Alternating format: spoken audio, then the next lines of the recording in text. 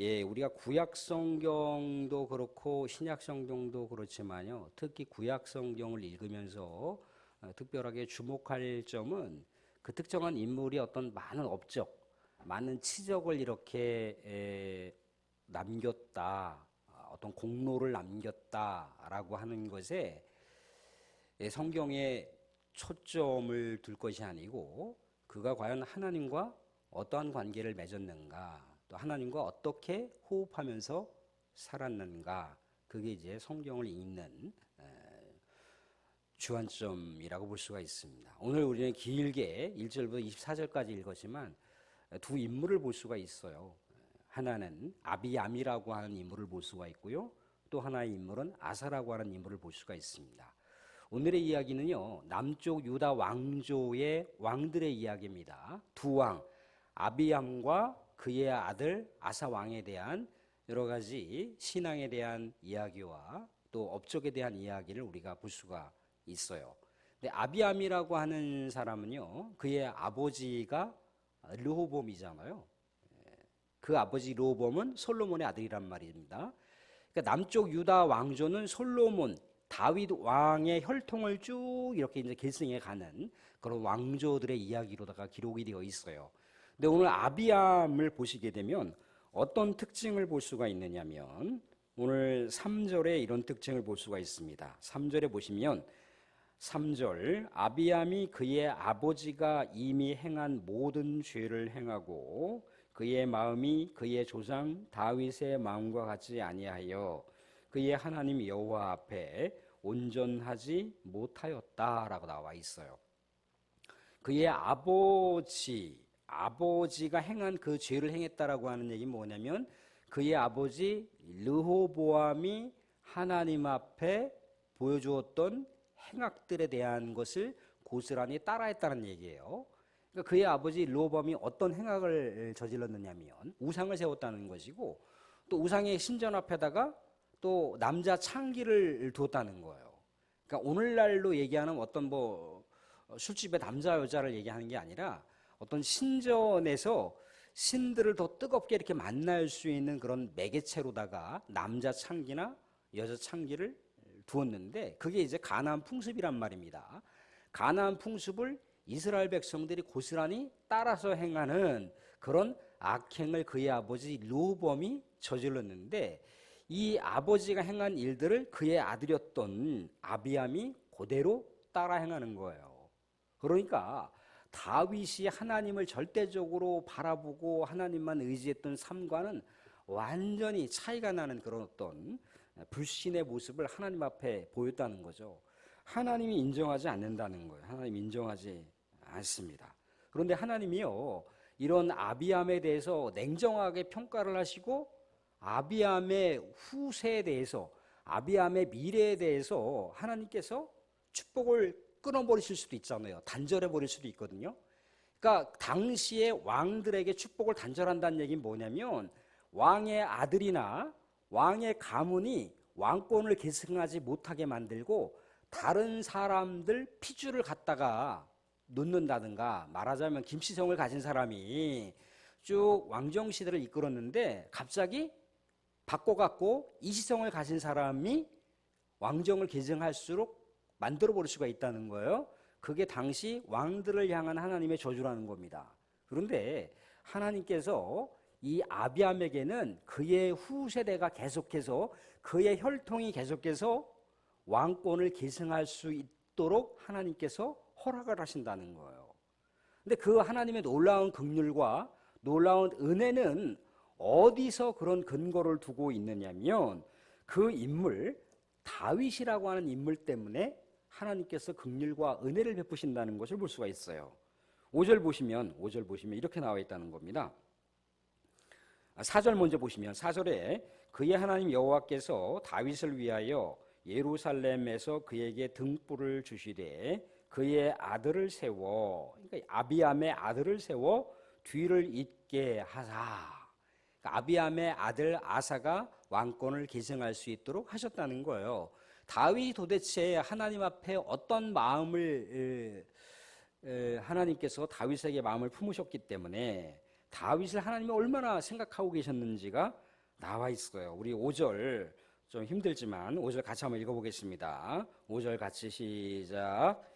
이는 다윗이 햇사람 우리아의 일 외에는 평생에 여호와 보시기에 정직하게 행하고 자기에게 명령하신 모든 일을 어기지 아니하였음이라. 무슨 얘기겠어요? 다윗이 하나님한테 마음이 들었다는 얘기잖아요. 다윗이 그 자기의 충복이었던 밧세바하고의 간통 사건 말고는 하나님 앞에 늘 언제나 정직하게 하나님과 늘 언제나 함께 동행하는 삶을 살았다는 것을 하나님께서 인정하셨다는 얘기잖아요. 이 하나님의 긍휼과 은혜의 원리는요, 우리의 삶에도 그대로 적용이 될 수가 있다는 거예요. 어떻습니까? 물론 신앙이라고 하는 것을 우리 후세대들, 우리 자녀들에게, 손주들에게 계속해서 계승해 주는 것은 아름다울 수 있습니다. 그런데 신앙은 또 때로는 자녀들과 부모 간의 신앙이 따로 국밥이 될 수도 있다는 거예요. 근데 분명한 건 뭐냐면 내 당대 내가 얼마나 하나님 앞에 신실했느냐에 따라서 하나님이 그것에 영향을 가지고 하나님께서 그것을 보관하시고 그 후세대들에게 은혜와 긍휼을 베푸실 수도 있다는 거예요. 다윗과 이 아비암 사이에서는 벌써 몇 대를 거스른 거잖아요. 그죠? 다윗을 거쳐서 솔로몬을 거쳐서 르호보암을 거쳐서 그 다음에 아비암이란 말이죠. 그죠? 다윗은 증조 할아버지예요. 증조 할아버지.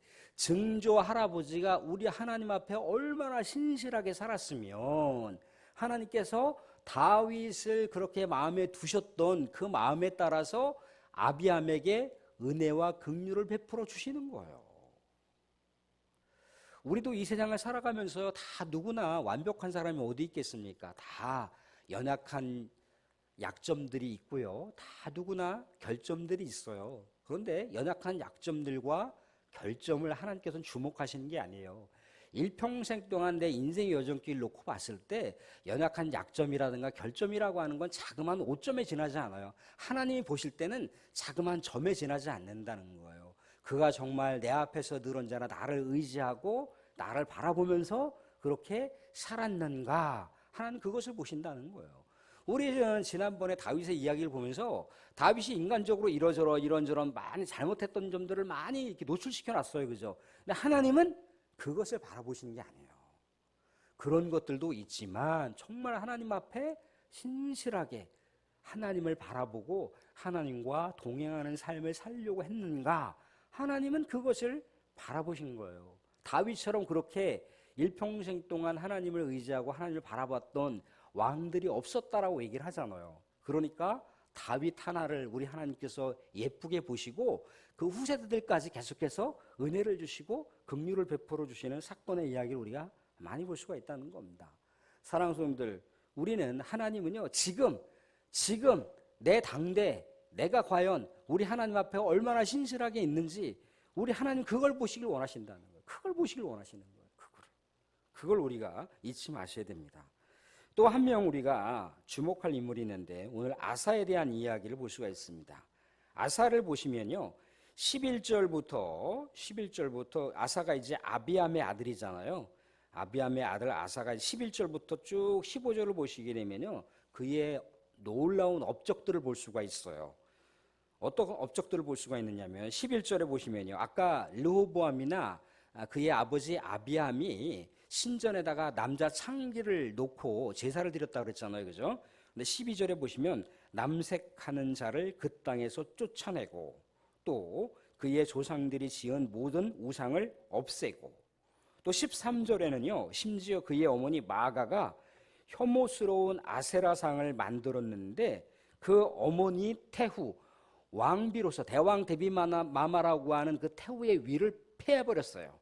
그 정도로다가 종교 개혁을 단행했던 인물이 아사라는 겁니다. 우상을 찌고 기드론 시냇가에서 불살랐으니, 14절에 보시면 14절에 다만 산당은 없애지 아니하니라. 그러나 아사의 마음이 일평생 여호와 앞에 온전하였으며, 15절에도 그가 그의 아버지가 성별한 것과 자기가 성별한 것을 여호와의 성전에 받들어 드렸더니 그렇게 나와 있다는 거예요. 하나님 앞에서 보면 아니면 이스라엘 백성들 앞에서 보게 되면 종교 개혁을 이렇게 시행했던 그 업적들이 굉장히 많잖아요, 그죠? 굉장히 많아요, 그죠? 근데 하나님 그것을 물론 귀하게 보실 수 있습니다. 그런데 하나님께서 귀하게 보시는 건 뭐라 그랬습니까? 아까 일평생 동안 하나님과 함께하는 인물이었는가? 일평생 동안 하나님과 동행하려고 하는 인물이었는가? 그것을 하나님은 주목하신다는 거예요.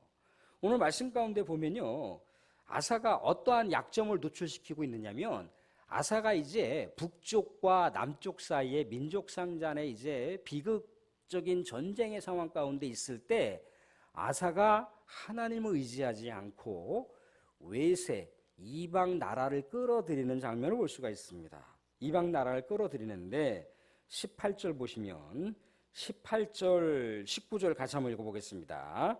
15장 18절 19절 같이 한번 읽습니다. 18절 시작.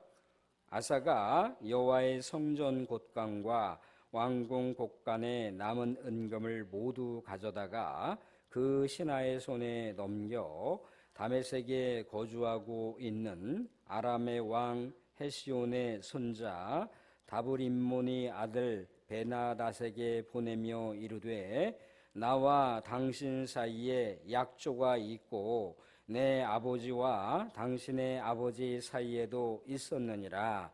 내가 당신에게 은금 예물을 보냈으니 와서 이스라엘의 왕 바하사와 세운 약조를 깨뜨려서 그가 나를 떠나게 하라 하매. 그래서 아무튼 전쟁 이야기를 쭉 여기다 기록해 놓고 있는데 이 아사가 전쟁을 진행하는 상황 속에서 하나님을 찾았대더라, 하나님께 기도했대더라, 그런 내용이 전혀 없어요. 그럼 뭘 얘기하는 건가요? 불신을 얘기하는 거예요. 불신. 물론 여러 가지 그 당시에 어떤 전쟁의 상황 가운데 있어서 또 군사적이고 외교적인 여러 가지 정치 해법을 풀어갈 만한 그런 지혜가 필요한 것은 분명한 사실입니다.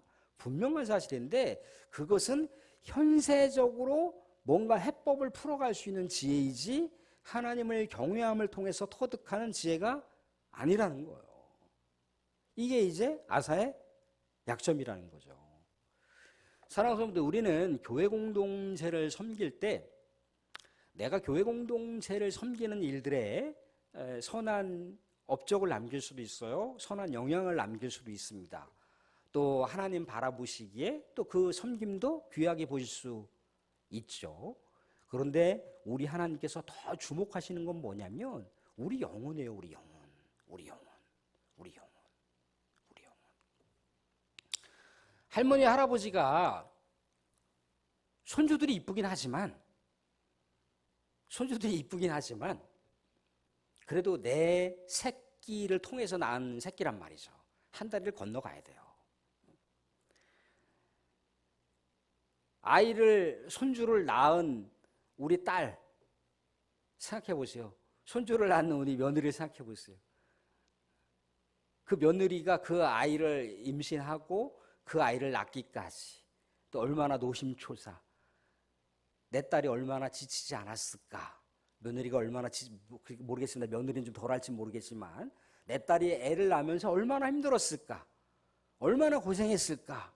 물론 손주를 낳은 것에 대한 기쁨과 감격은 무지무지 크지만 내 딸이 고생한 것이 엄마의 마음과 아빠의 마음에 더 짠하다는 거예요. 그러니까 뭔가 많은 것을 남겨서가 아니라 사랑하는 자녀들이 가끔씩 1년에 한 번씩 엄마 아빠 내가 집 하나 장만했어요. 아파트 하나 샀으니까 거기 가서 사세요. 그것도 물론 좋을 수 있어요. 세탁기도 사주고 냉장고도 사주고 그냥 뭐 명절 때 와서 돈 100만 원씩 주고 그런 것도 좋을 수 있지만 돈 100만 원 주고 한 번도 연락 안 해. 그런 부모님으로서의 마음이 좀 뭔가 애잔하잖아요. 그래도 엄마 아빠 나 오늘 이런 저런 일이 있었는데 참 속상했어.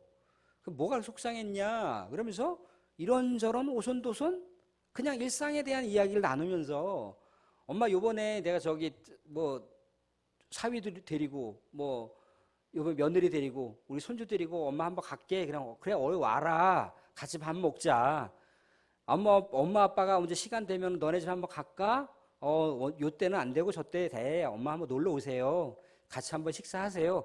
이렇게 주거니 받거니 일상적인 삶의 대화를 나누고 오손도손 지내고 그렇게 살갑게 전화를 주고받고 엄마는 엄마로서 아빠는 아빠로서 자녀들의 삶을 또 궁금해서 알아보고 어쩌고저쩌고 손주는 잘 크냐 어쩌느냐 또 자녀들은 또 엄마 아빠의 또 안부를 물어보고 어떻게 지내세요? 저렇게 지내세요? 지난번에 감기 몸살 뭐 독감 코로나 걸리셨다더니 지금 어떠세요? 라고 계속해서 주거니 받거니 하는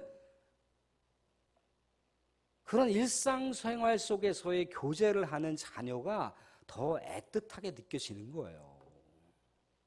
하나님 아버지도 그렇다는 거예요. 하나님 아버지는요, 우리의 마음의 일부분을 반영하고 있어요. 하나님 아버지도 안 그러실 것 같습니까?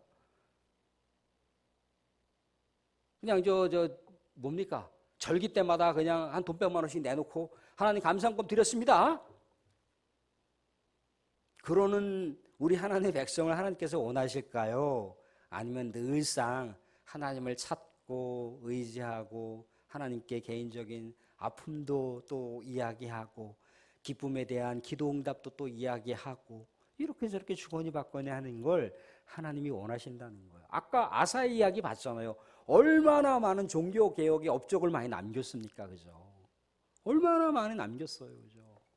근데 하나님은 그 업적들을 귀중히 여기시지만 그것보다도 내 영혼이 잘 되는 것을 내 영혼이 하나님과 늘 언제나 관계하고 교제하고 하나님을 늘 언제나 생각한다라고 하는 것을 삶 속에서 반영할 때 아유 그래 내 새끼는 나를 잊지 않는구나라고 하는 걸 부모가 알잖아요. 대화를 통해서 알잖아요. 하나님도 그렇다는 거예요. 하나님도. 우리 사랑하는 김권사 또 우리 사랑하는 김장로 김집사가 정말 나를 생각하는구나 라고 하나님은 그것을 주목하신다는 거예요. 우리 사랑하는 성도님들 언제나 우리 일평생 동안 하나님 곁에서 또 하나님과 동행하고 하나님이 또 우리와 동행하는 것을 즐겨하시고 기뻐하시고 또 행복하게 하나님과 함께 살아가시면서 인생의 여정길 그렇게 살아가시는 것 그것이 축복인 줄로 믿으시기 바랍니다. 그러하게 됐을 때 인생에 여러 가지 이렇게 꽁꽁 묶여있는 것들이 살얼음처럼 싹 풀어질 때가 있어요. 우리 하나님께 꼭 뭐 이거 이렇게 기도하지 않더라도 하나님께서 자연스럽게 풀어가시는 게 있다는 거예요. 그게 하나님과 동행하는 삶이라는 겁니다. 그 놀라운 은혜와 축복을 빼앗기지 마시고 우리 사랑하는 우리 귀한 믿음의 성도들의 삶 속에서 놀라운 우리 은혜와 긍휼과 축복을 성취시켜 가실 수 있기를 바랍니다.